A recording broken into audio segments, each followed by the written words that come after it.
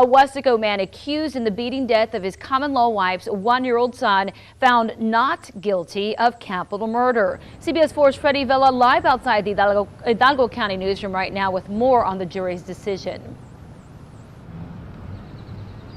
Marcy, it was just a few hours ago that a jury returned with a verdict for Daniel Morales. The room was silent as the judge announced Morales was guilty of negligent homicide and injury to a child, but not guilty for capital murder. Now, you could hear the mother of the 13-month-old Sebastian sobbing as the decision was read. The jury coming to a consensus over whether or not 25-year-old Daniel Morales intentionally killed Sebastian after he threw the baby in his crib, which was moved inside of the closet after Morales became upset when the baby wouldn't stop crying. According to testimony, the baby hit his head on the side of the crib and died the following day due to blunt force trauma. The biggest count, capital murder, came back with a not guilty verdict. This means the sentence will be much less and gives him the possibility of parole, something the family of the victim feels is not enough.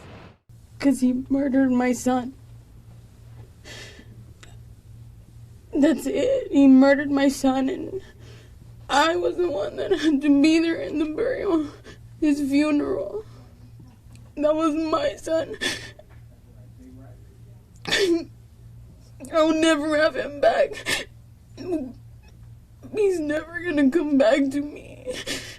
6 months to 2 years for criminal negligent homicide and 5 to 99 years for injury to a child causing bodily harm. Because the case was taking place in an auxiliary court, the sentencing phase would have fallen under a different judge next week. So the defendant has opted to waive a jury sentencing and instead allowed the court to decide. The judge will be meeting with both the attorneys in the case. They actually have planned to meet once again on June the 30th to decide that sentencing. Now, CBS 4 News at 6, we're going to be speaking to the defense attorney and exactly what their next steps are. In Edinburgh, Freddie Vela, CBS 4 News and ValleyCentral.com.